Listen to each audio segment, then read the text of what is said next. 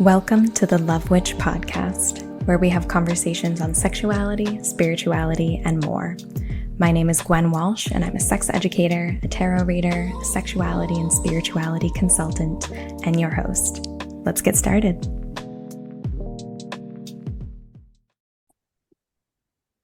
All right. Hello, everyone. We are back finally after a long grad school hiatus to the Love Witch podcast.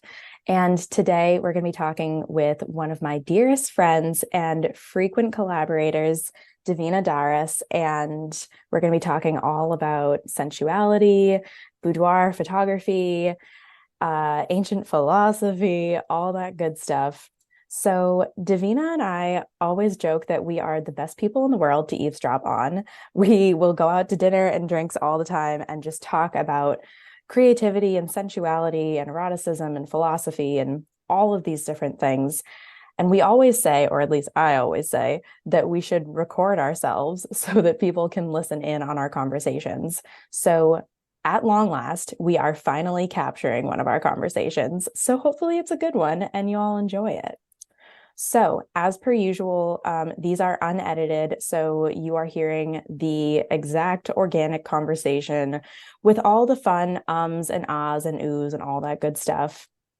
So I hope you enjoy this, and hopefully we don't have too many barking dogs or anything like that, but we'll see. So anyway, Davina, would you mind introducing yourselves to the wonderful people listening today? Hello. Yes, my name is Davina Daras, and I am a boudoir photographer and an intimacy coach. I like to deem myself as a sensually stoic guru, if you will, because the way that I approach sensuality and boudoir, the way that I coach people is very unique. It's very different than the norm. I like to combine the philosophy of sensuality, stoicism, and an art ultimately. And so it's kind of like my way of embodying the metaphor of the mind, body, and the soul. So that's how I do my thing. Oh, I love it. I mean, naturally, I love it. If any of you follow me on Instagram, you will see that Davina is pretty much the only person that I allow to take pictures of me. And it's always such a wonderful time, emotionally, creatively, all of that. So I can personally attest to the power of Davina's photography, boudoir, and just in general. And I really love the philosophy that you kind of weave into your work, whether it's the writing, the photography, any sort of the artistry of what you do. So I'm really excited to talk about this with you today, because like you said, kind of the two of the main pillars of your work are sensuality and stoicism. And usually we think about sensuality as like the fun, romantic, sensuous, like appreciating life, invoking all of the senses, finding the eroticism in all of the big and little moments, and this lively, vibrant way of seeing life and engaging with life. And then we think of stoicism, and we maybe think about like old men with beards who existed 2,300 plus years ago. Yeah, definitely. So, so I'm really interested to talk about this with you. I mean, we've discussed it many times before, but for the good people listening with us today, let me, gosh, where do I want to start? Let's talk first about like, what is your philosophy around sensuality for people who might not be as familiar with sensuality? Yeah. So usually when people think of the philosophy of sensualism, a lot of people, they usually think of their mind goes straight to sexuality. They think of pleasure. Most people think that that's someone who is constantly chasing pleasure in some type of form. And even though sensuality is very pleasurable, to me, sensuality is the ultimate way to be grounded in your body because it's so much more than anything primal, I guess. Like it's not really about the lust aspect. It's really about like being present and being centered and really enjoying everything that you're experiencing, whether it is something related to, again, sexuality, or it's perfumes, it's the way you wear something, like the fabric on your skin, or it's being outside in nature, it's the way you feel, like the water on your skin if you're to go into the ocean, or when you're hiking, the way you feel like the rocks beneath you. To me, sensuality is, again, it's just like the ultimate way to really be in your body. And it was something for me that I just found so incredibly healing, because it felt like I was being present with no one other than myself. And it truly feels like just such a gift to you. And it also makes you feel connected to what's around you. And I think it's just to live with the intention of, enjoying your surroundings, and to really like dive deep into the things that you do and that you're passionate about. It's so much more than anything surface level. Mm, amazing. Yeah, and I love how you speak about sensuality as and sensualism as this appreciation for as Sabrina Claudio says, the subtle things in life, and Yes, how exactly. yeah, and how it's not just about the hyper sensational stuff that we maybe see in marketing or traditional erotic film or anything like that.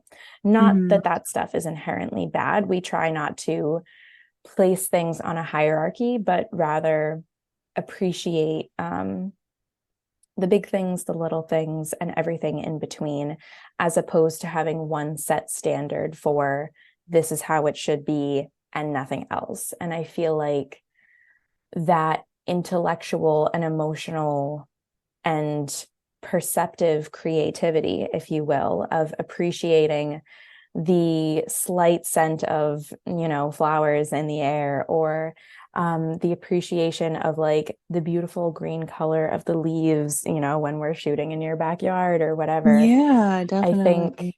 yeah, I think that's really what allows sensuality to be a holistic, full body, moment to moment experience, if you will.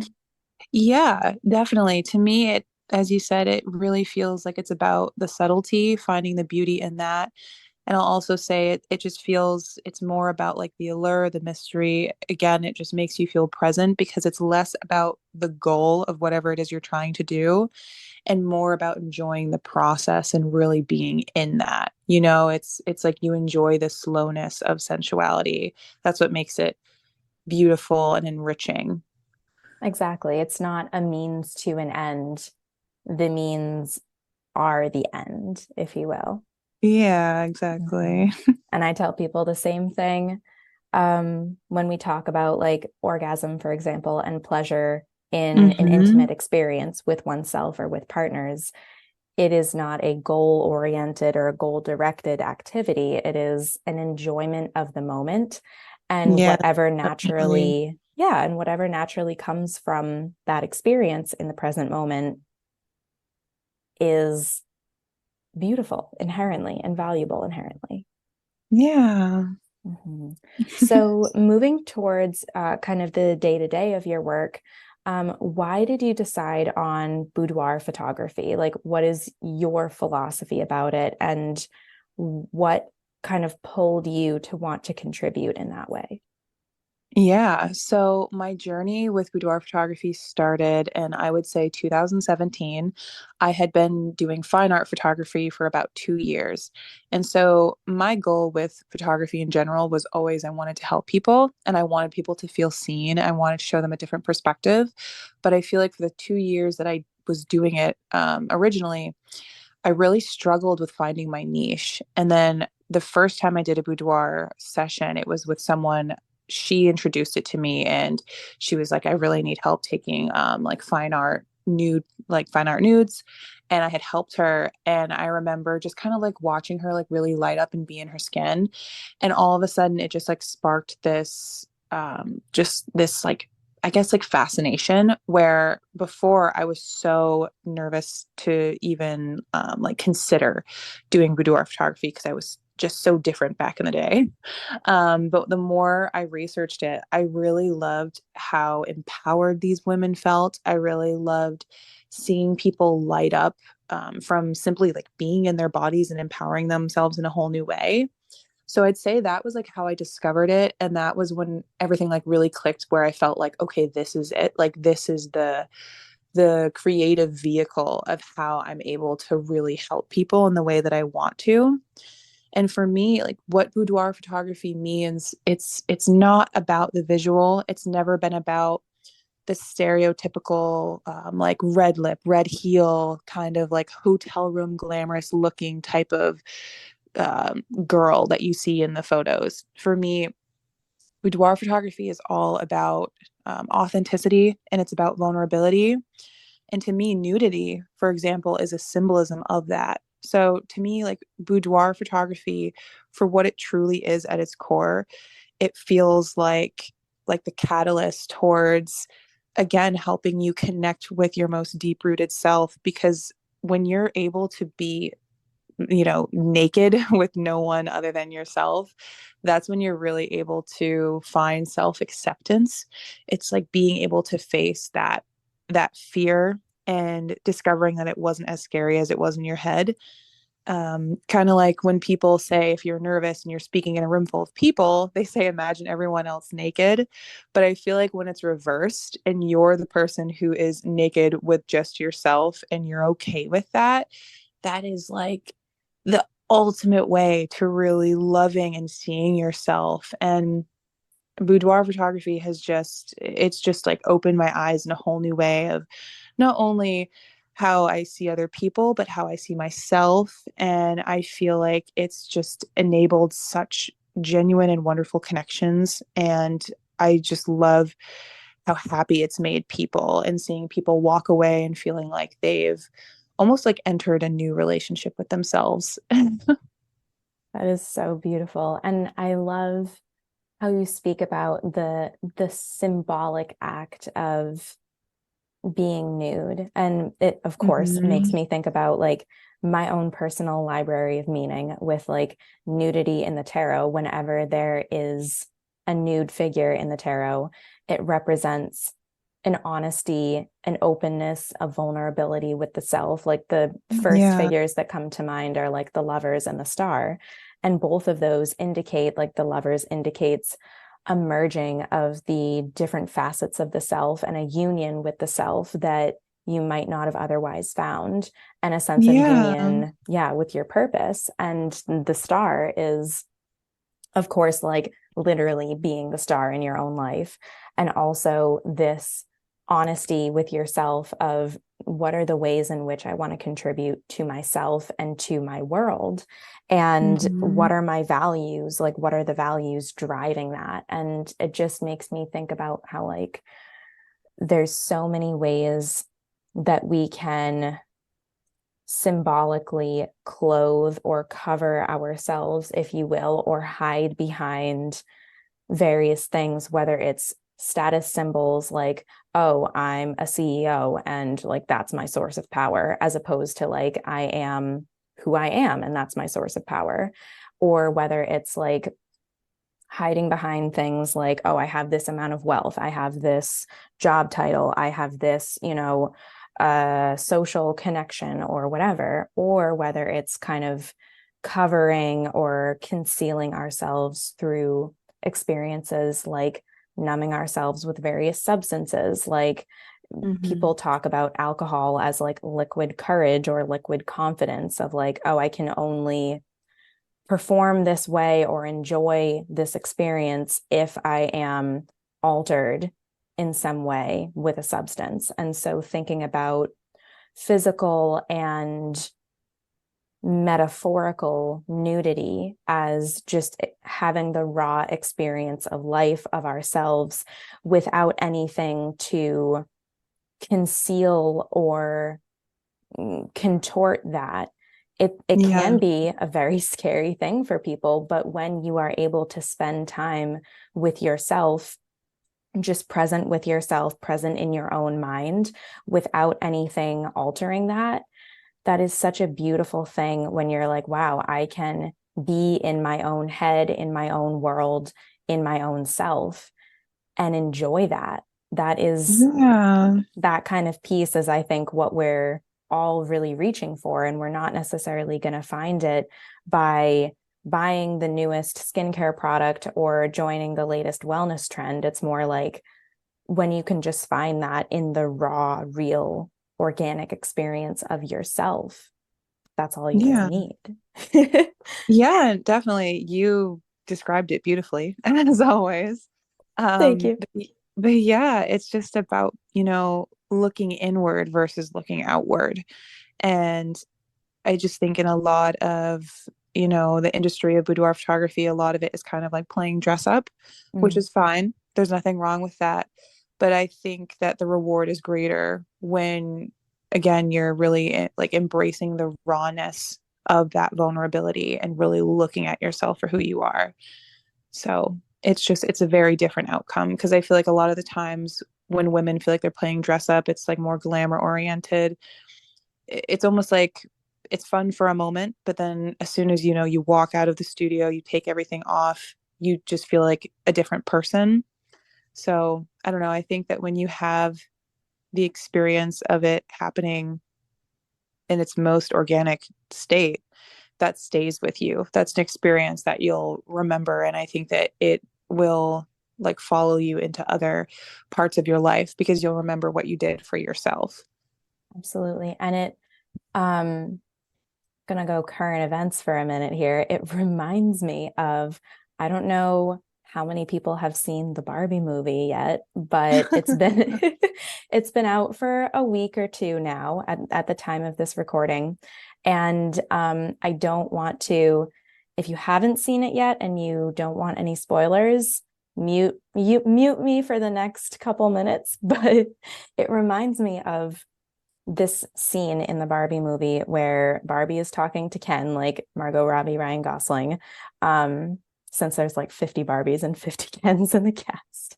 And Barbie is saying, like, you need to discover like who you are. And Ken says something like, well, I know who I am. I'm your boyfriend, or I'm a surfer dude, or I'm this guy with this big fur coat, or whatever.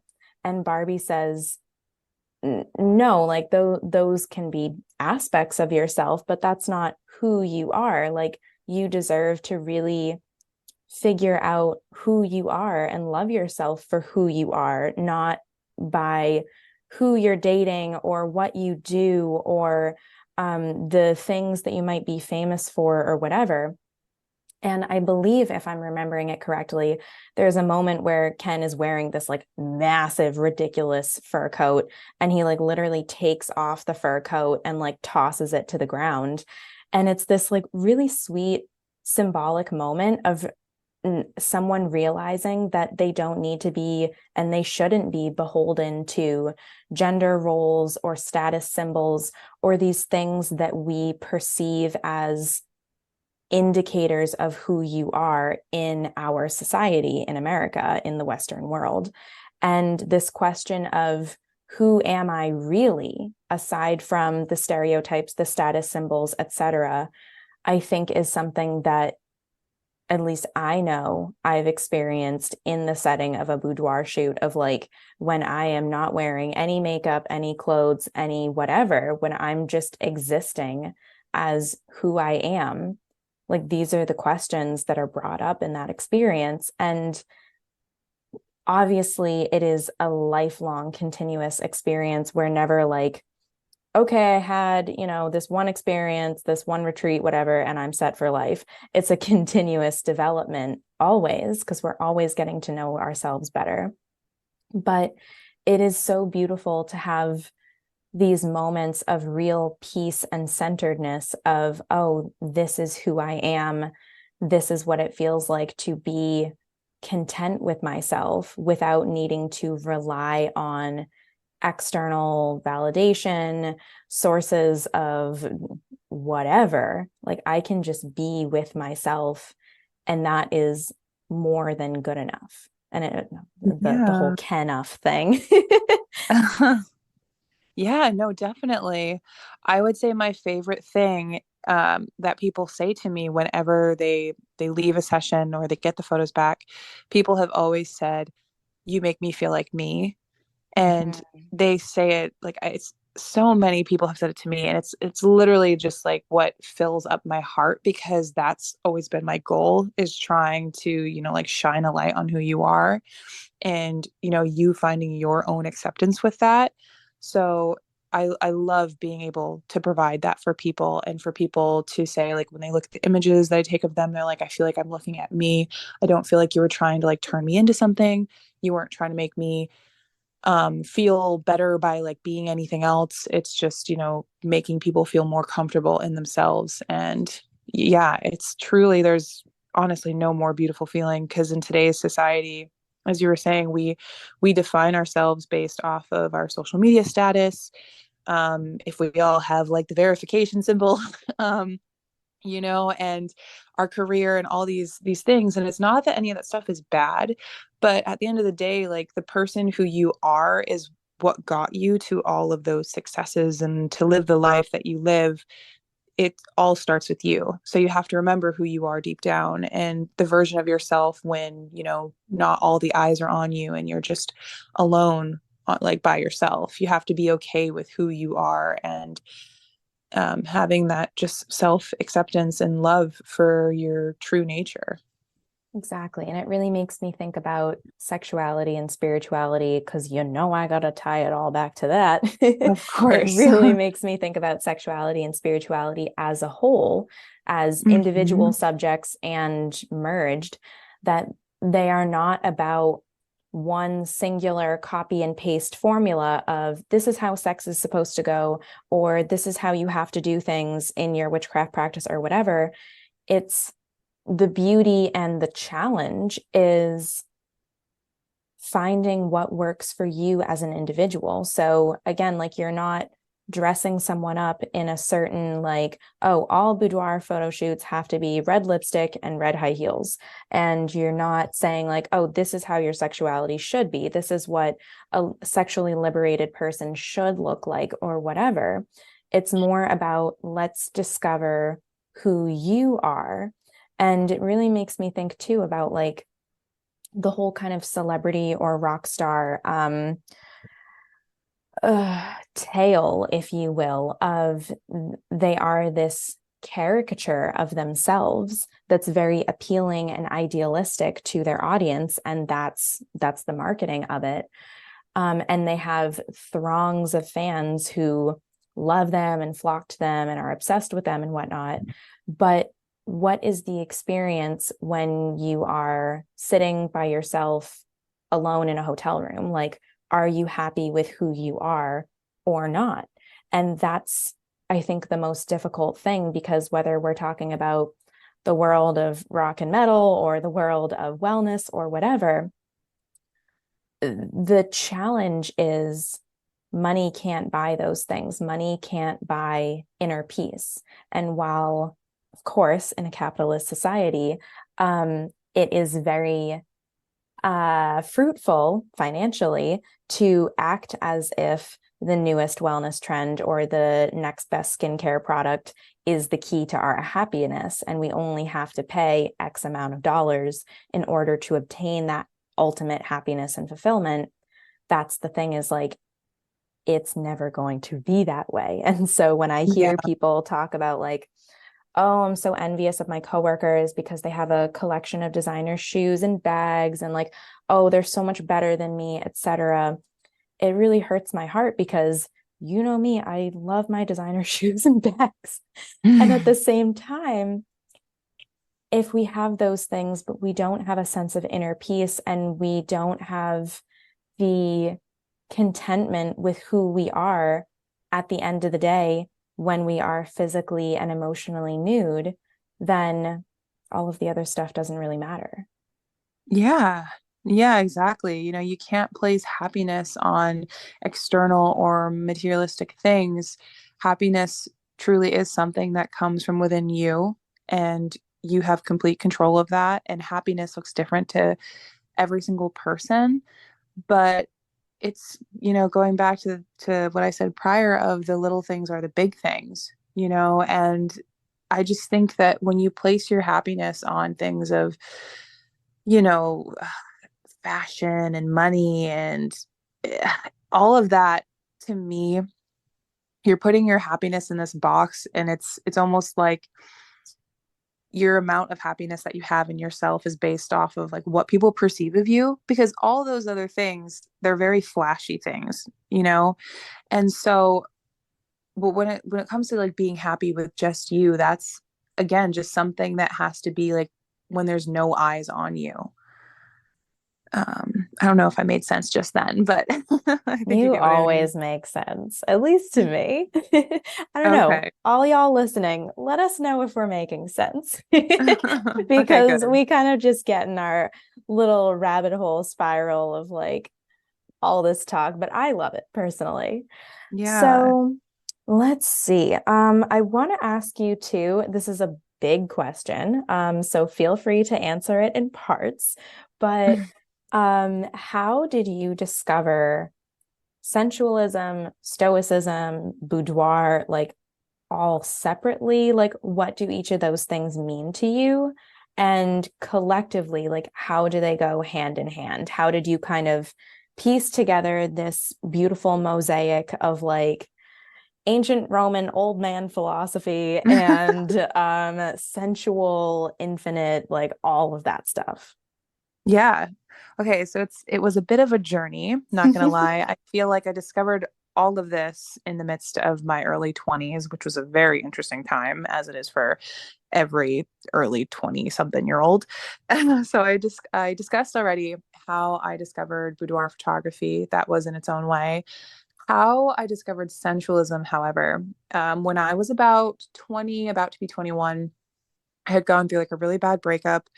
I was really sad. I was feeling really distraught and disconnected. And I was trying to find ways to connect with myself again.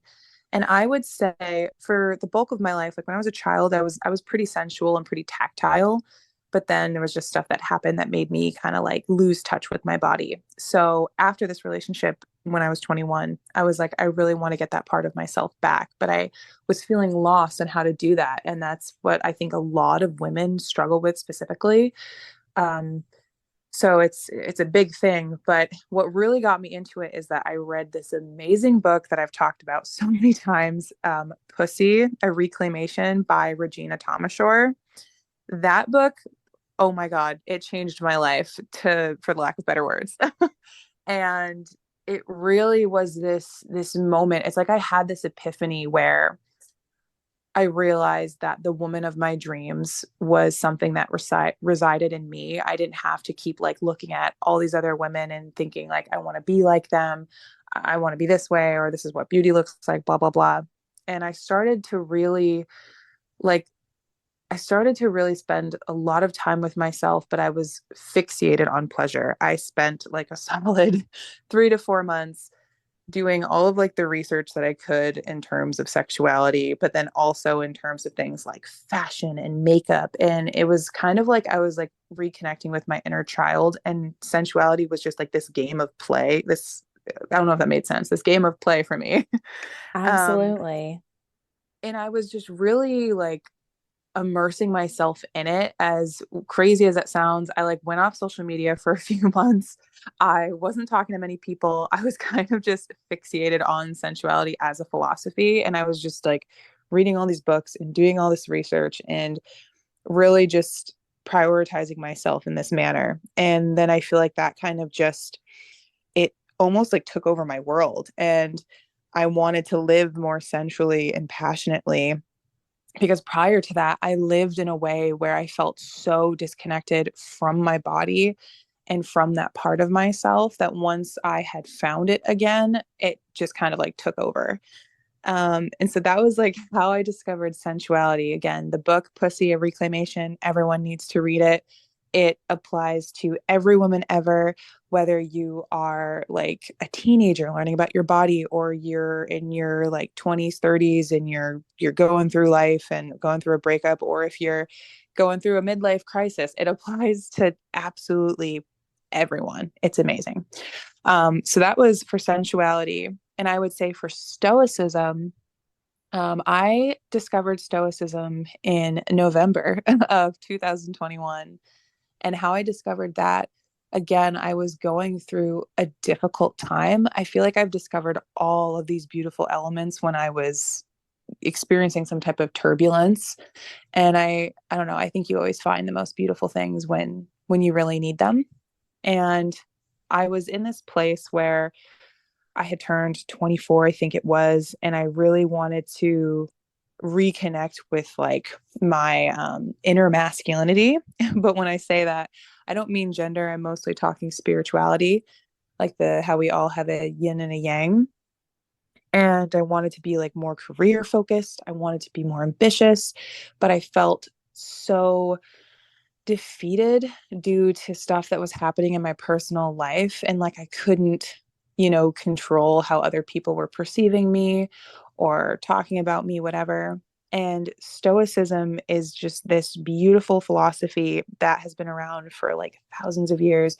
Like the ancient Romans used to use it, and like amazing, just like emperors back in the day. It was an incredible philosophy that applied to everyone, whether you were, a king or you were a slave. Anyone can practice stoicism, and that's the beauty of it. And I think when a lot of people think about it, they're like, oh, someone who is cold, doesn't feel anything, like a macho man who just has no spirit. But that's not the case. Like the beautiful thing about stoicism is that it gives you the ability to focus on the things in your life that you can control, which ultimately is you, how you process things, how you respond, how you go about your actions. But it teaches you to let go of the things that are entirely outside your control. And that is anything external, like other people and, really terrible events that can happen in this world. It doesn't mean that you don't care about them. But again, it really focuses on what you do about the experiences that happen in your life and how you endure them and like building resilience. But it really does encourage you to still keep your humility and your passion. It doesn't, tell you to be void of feeling. And when I had discovered it, I just again read so many books on it and was consumed by it. And I felt like it brought me into this whole new state of being mentally. And that's why when I've used the metaphor before of like mind, body, and soul, I feel like sensualism is the way to connect with the body. Stoicism is the way to connect with the mind. And, boudoir art in general is a huge way to connect with your soul. And Absolutely. so I found all these things separately, but then I reached a point in my life where like I felt like I had been on this journey with myself, assembling all these tools. And then I was finally able to put them together in a way that could help people. And that's really like how I discovered those things. And I just kind of like merged them. And that's how I give back. And even through like my coaching, I feel like I use the philosophy of Stoicism significantly in that, and that is very, very helpful to people because again it helps them learn how to like center themselves and focus entirely on themselves and how they respond to the world at large and how they view themselves too. Absolutely. And it makes me think about like a couple things. It makes me think about like the the balance of the two. Like I think about like getting personal for a minute, my own astrology chart, my Venus is opposed to my Saturn, or in opposition to, or however you say that. And it makes me think about like the embodiment of how I feel those things. Like I feel emotions so deeply and profoundly, and I love that about myself. Mm-hmm. And it's also really important for me to have boundaries and limits and like to understand the art of restraint, if you will, so Mm-hmm. that I don't get lost in that. And it makes me think also about going back. Is there an echo, by the way? No, not on my end. Okay, good. Hopefully there's no echo for all of y'all listening. If there is, I am so sorry.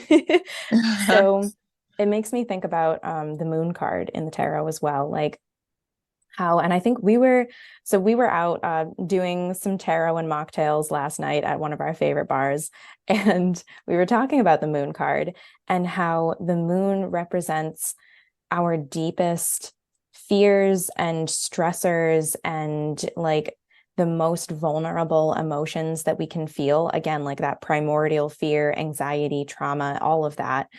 And it also represents the most potent and profound like ecstasy and joy and just like this enraptured feeling of like being in love or being, at a concert, and all of these experiences of like deep, profound, fulfilling joy.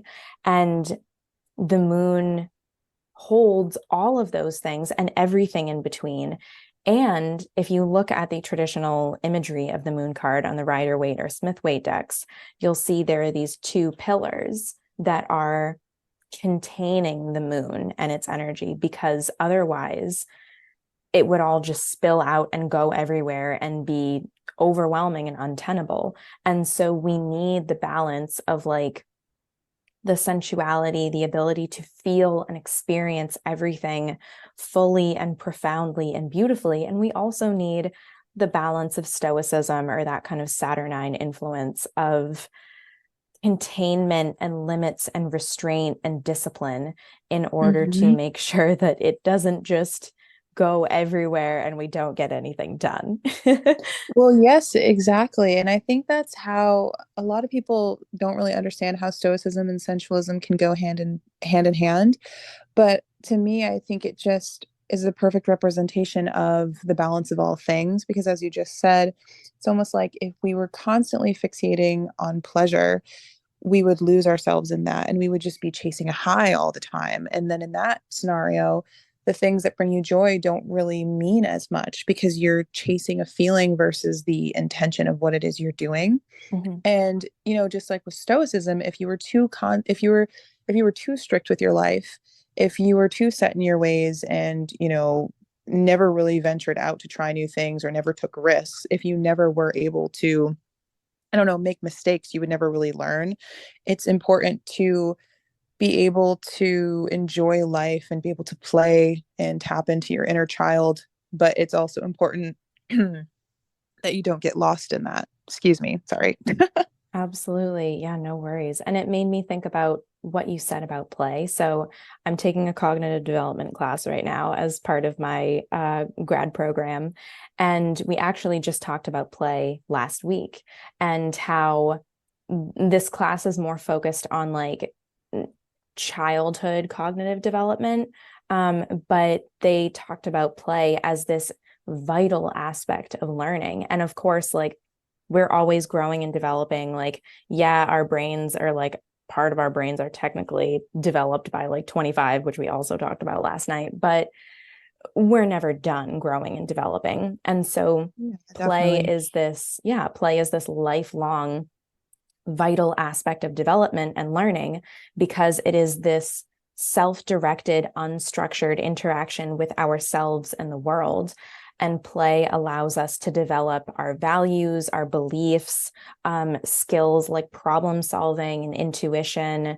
And that is again, consistently developing thing. And so it is, I would argue, absolutely vital to integrate play into our lives, no matter what our age. So I think that's really important. And if we think about intimacy as real, true connection with ourselves and with others, definitions wise, they're not so different. Yeah. No, yeah, definitely. And it also makes me think about like, again, going back to kind of like weaving my own work into this with the whole love witch thing. Whenever I teach classes on this, I talk about how being a love witch and all of that, and like the fun, exciting, kind of dreaming up of what that archetype or aspect of your personality is for you. It's not about copying and pasting one archetype, like, oh, here's how to be like Marilyn Monroe, or here's how to be like Elizabeth Warren or Elaine Parks or whatever. Did I just say Elizabeth Warren? I meant Elizabeth Taylor. It's okay.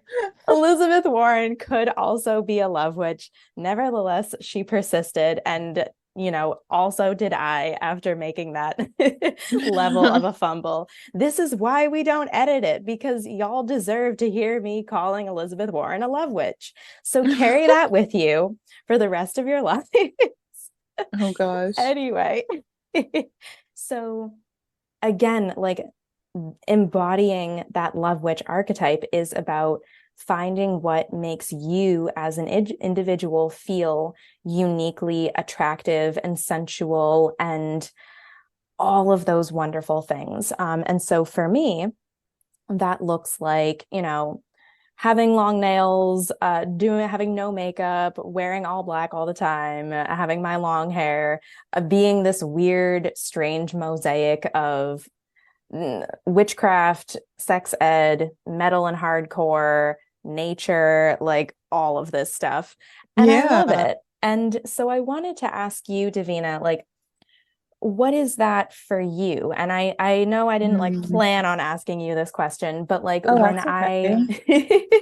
surprise, when I talk about like, this kind of like sensualist, like love witch archetype, like things that make you feel uniquely powerful, attractive, magnetic, all of those things, like what comes to mind for you, whether it's like aspects of yourself or like routines and regimens and practices, like what comes up? hmm Well, the first thought, because when you were talking about archetypes, so going to like the tarot deck, the two cards that I always say I feel like are like the closest to like me and my soul.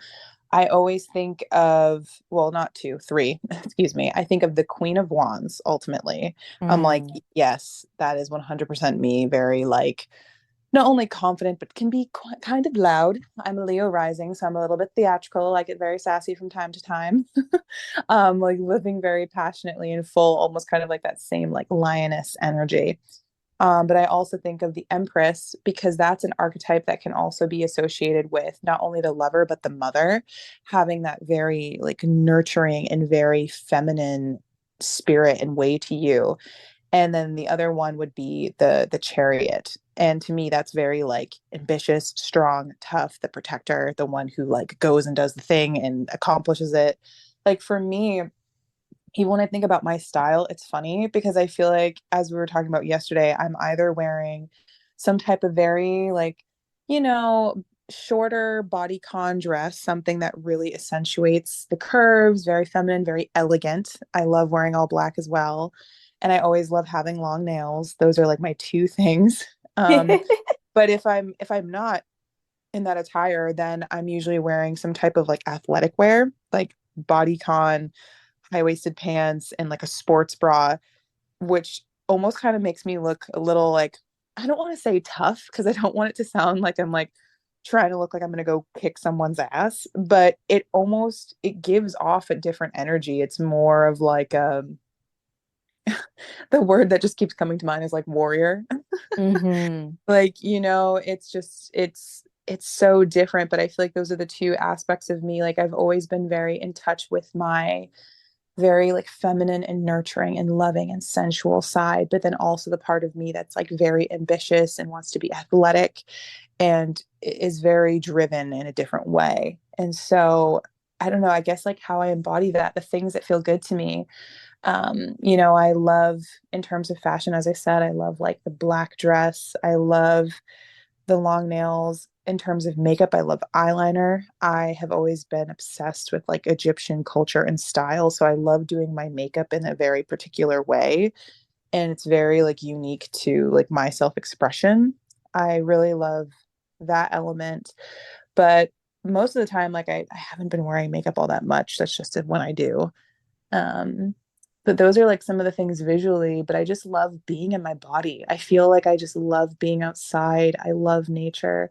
I love just being active, and those things like make me feel beautiful. Even though they're not typically glamorous things, those are things that make me feel the most like myself. Like when I'm dancing, for example, that is something I feel so beautiful in that way because it feels like I'm connecting with myself in this like very fun and very free flowing form.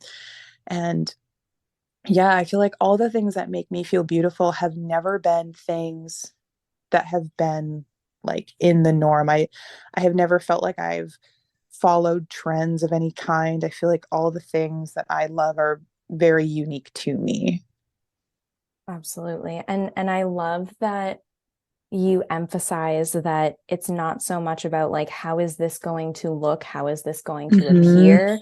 Yeah, How is no. this going to be perceived on social media or whatever? It's more about Mhm. like that real raw experience and allowing yourself to be multifaceted. It makes me think about Hmm. like, and just allowing yourself to be yourself. Like, we are not, even though so many people are becoming a brand or have made themselves into a brand, myself included, I am not absolved from this. My Hmm. business is me. I am the brand. And at the same Same. time, exactly. And at the same time, I would like to think of myself as being authentic. Like one of my friends asked me a few weeks ago, like, are you worried when you go out about people running into you and like seeing like the real you? And I was like, I'm actually like, not to sound conceited, but like, I'm actually not, like I am who I am. I don't try to be a different person. I was like hanging out getting my hair done, and my hairstylist lady was like, yeah, like you are exactly the same in real life as you are on social media. Like there's no Yeah. difference. And And that is that's the biggest amazing. compliment. Yeah, Yeah, exactly. I think because that is the biggest compliment because so many of us, we are so consumed by our brand or our image that we live in fear of doing something as simple as going to the grocery store and being seen. And hmm, it's such a poor way to live. It's just like that's how celebrities feel in Hollywood, feeling like the second you step out of your house, like you have all these eyes on you, and it's just not it's not a genuine way to live. It's not a happy way. So when you're able to have your brand or your public image be you, that is just the best way to be. And I also think that like people can really see who you are and how happy you are when you live like that, because again, you're living authentically. So, exactly. and that I feel like is way more attractive than anything else because people can really be like, wow, you're so like happy with yourself, You're not putting on a mask for anyone and you're not putting on a mask for yourself.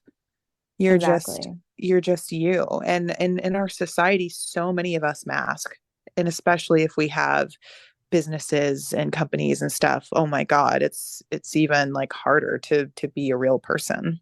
Yeah. And I was actually talking about this with someone recently, how so many of us create and maintain those masks and become a caricature of ourselves because, yeah, it's good for marketing. Like if you portray this very caricaturized version of yourself, this very exuberant or heavily branded and polished, whatever, that is useful for marketing.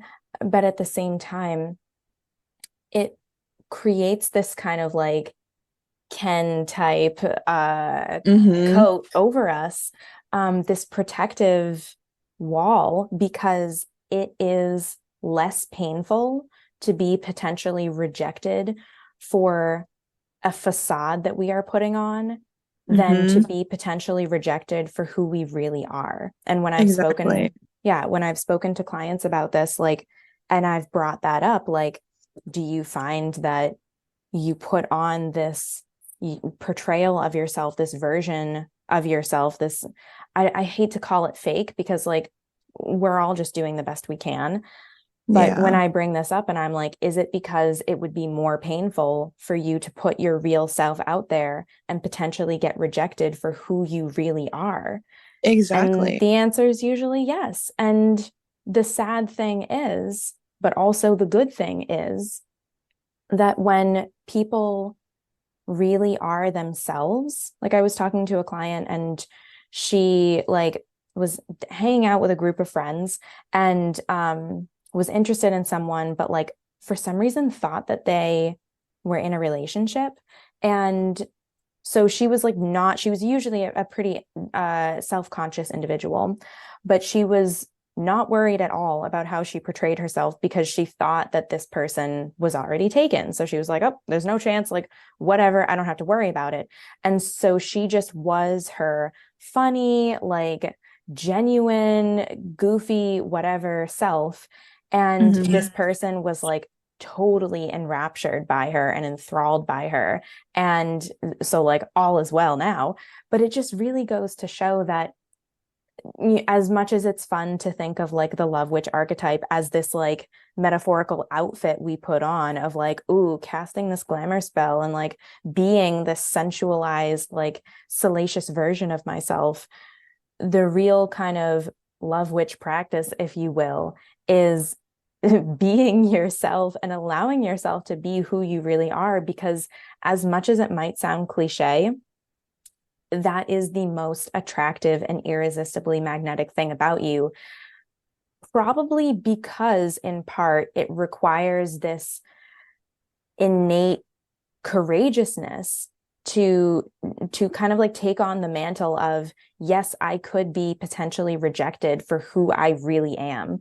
And that is a very painful and scary thing for a lot of people. And that's why a lot of people hide who they really are. And at the same Yeah. time, if we can take on that courage and kind of that chariot like warrior mentality of like, I'm going to quote unquote fight or exist for what I believe to be true, what feels true for me, then we attract people who are genuinely attracted to who we are. The people that are not attracted to us genuinely self-select out of our lives for the most part. And it is just such a, like, that to me is true liberation, if you will. Yeah. Yeah, exactly. And that's like the whole that's what I do with my boudoir photography, you know. I feel like that is like the core value of it. Mhm. And so it's just, yeah, being able to Absolutely. just like be really real with yourself. And I think it all starts by not rejecting yourself. I genuinely believe the more you accept who you truly are, the less you will really care about people rejecting you or saying certain things about you because they don't know the real you. Whereas if you live a life constantly masking and trying to be in this constant, like state of glamour, then you're kind of living your life as a character. It's like a tiny extension of who you are. It's not the all encompassing. And it will, like, the more you do that, the older you get, you will become more fearful to really be you because it's like you end up building this life around this facade. Exactly. And I I know some glamour witches, and it is so profound to see those whose glamour comes from really truly being themselves, as Mm-hmm. opposed to, and like I had one of them as a prior podcast guest, Gabby, the stylist witch, who, if you're listening to this and you Yeah. haven't listened to that episode, I would definitely recommend giving it a listen. And she is one of these glamour witches that you can really tell that her practice is like a keystone of her practice is being who you really are, as opposed to placing a facade upon yourself. And Mm-hmm. it's just like listening to her talk and speak about her work and her values and all of that, like, at least for me, makes me feel closer to myself and more like the version of myself that I really want to be, which, as I mentioned to you just yesterday when we hung out, that is like a key tenet of all of my relationships with myself and with others, is like feeling more closely connected to the version of myself that I feel I truly am and the version of Mm-hmm. myself that I want to be. Yeah, exactly. Yeah, that's So beautiful. thank you.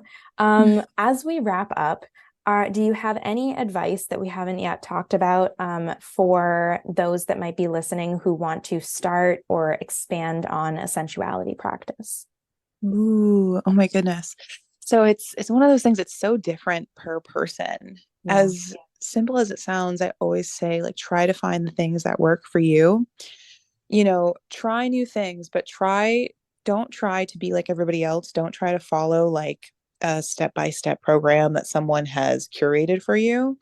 Not to say that that's not helpful, but I really think you have to listen to your body. It's about being very intuitive, even if it's something super small. Like I said, like the way a certain type of fabric feels on your skin or the way a certain scent is.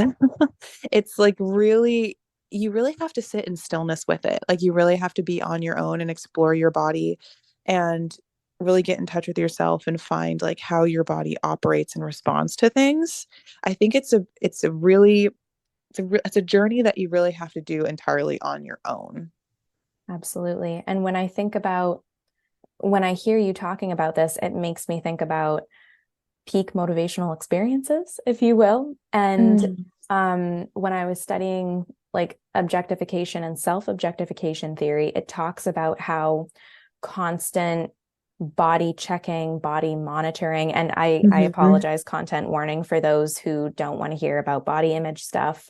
But again, when especially unfortunately women, but people of all genders, when there is this constant body checking, self-monitoring, whether it's like, am I standing up straight enough, or how does this part of my body look, or whatever, those things interrupt these peak motivational experiences like sexuality, like enjoying the beauty of a sunset, anything of enjoying the present moment. And so, as kind of a healing balm to that, if someone maybe keeps a sensuality journal and takes Mhm. a moment or so at the end of the day or whenever to even write down like some peak experiences within their day, like, oh, went canoeing and just loved enjoying the peace of the lake, or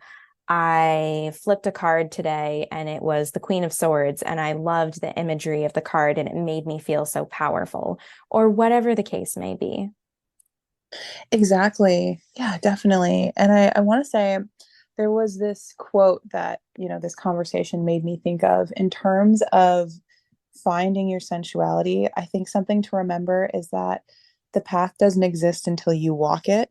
Mm, And so that was something that I heard recently that really sat with me because a lot of the times we won't start if we feel like we don't know, if we don't have all the answers.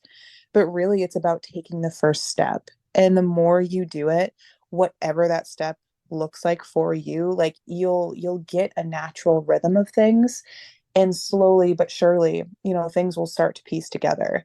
It's just about listening to yourself and finding out what you like, even if it's something like, say you go into I don't know, a random clothing store and you discover you like a color or the way a certain fabric fits on you, or you want to put specific flowers in your room, or you like a certain color on your walls. Like it's really just like going down to like the tiny details. And it's something that you will only learn the more you do it. And you just have to like keep at it and keep exploring and make it fun, make it something like it's about just discovering who you are and to just stay curious and don't fixate on the outcome or the goal. It's just really about being present with it and enjoying the process of discovering that part of yourself. absolutely. And it really makes me think that, like, especially in America, I feel we are very fixated on one size fits all and Yeah. these kind of, this one formula will elicit the same outcome for everyone. And we Yeah. cannot possibly, whether it's medical advice or psychological advice or legal advice or any type of counsel that we might be getting, we don't expect any of that to all work the same. Like, no one could speak one type of medical, legal, whatever advice and have it apply equally for everyone. I mean, maybe, but as a general rule, probably not. And Yeah, so definitely.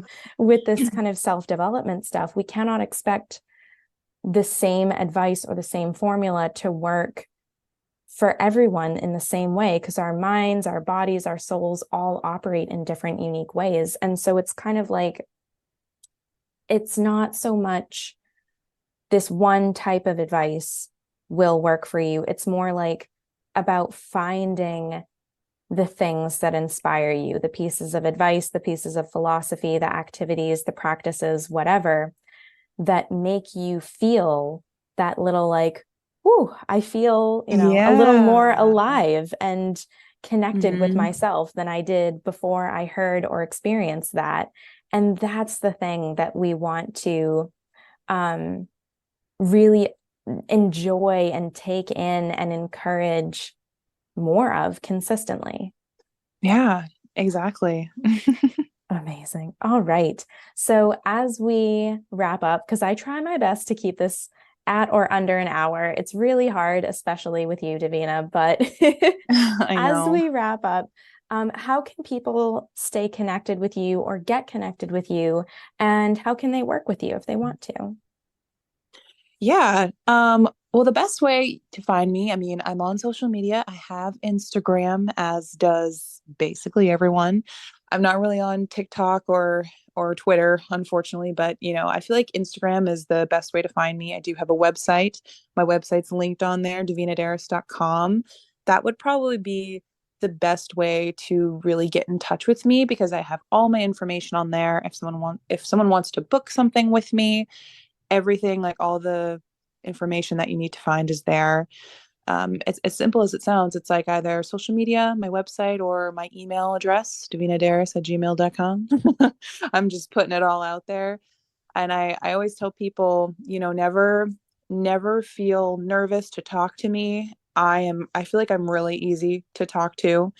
And I always ask people when they're approaching me or when they're acquiring me, to really tell me like where they are on their journey, how I can best be of service to them. And yeah, and I have like the way that I do things, I do a consultation with everyone first. So you can really, get to know me on a personal level. I like my methods to be as human as possible. I never want people to feel like they can't work with me because they don't look a certain way or anything of that manner. My entire process is always about the person. And, sounds so simple, but I'm like, just talk to me and I'm here to listen. Tell me who you are and your story and how I can, best shine a light on you. So it's like this whole thing is about you. And even when people see my work, um, going back to like what we had said before of like just like being authentic and not in glamour mode, you'll see that in my portfolio all the people I work with all look vastly different from each other. Beauty looks different to every single one of them. Empowerment looks different to every single one. But the one thing that they have in common is that they're all beautiful because they are standing in their own light. So I always try to tell people, I'm like, that's what this is about. You're not Oh, trying to that's fit. so beautiful. Yeah, I'm like, you're not trying to fit a mold. You're just being you. Exactly. Oh, and that's why I adore you. Oh my gosh. Well, Oh, I adore you. oh my gosh, we're gonna have a little wah session I on the know. podcast. Oh my goodness. Um, for those of you who don't know, sometimes Davina and I just stare at each other and we kind of just like cry about how much we love each other. It's fine. I know. Oh my People, gosh. they're just like, are you in love? Maybe. In a way, yes. Oh Yeah, my gosh. Well, spiritually. spiritually, yes. Oh, well, Davina, thank you so much for coming on here and for having this conversation with me. It's Yeah. always a pleasure, whether it's recorded or not, but I'm really glad that we finally captured one of our famous conversations, famous between the two of us, and now hopefully amongst the people in general. Yes, and hopefully there'll be many more. I hope so. Oh my gosh. Well, thank you again. As she said, if you would like to reach out to Davina, follow her on Instagram, connect with her, book a session with her, I highly recommend it. I know exactly what it's like. It's a wonderful and supportive experience. And thank you again for taking the time to listen to this and for Mhm. navigating our always interesting, unfiltered, unedited conversations. So, Yeah. again, as always, if you ever have any questions, comments, feel free to reach out to me either on Instagram or on email at gwen@gwenwalsh.com. Always happy to hear your feedback on the podcast. If you have any, again, questions, comments, recommendations for future topics, whatever. And I hope that you enjoyed this and that it inspired you today. All right. Bye, Yay. everyone. Bye bye.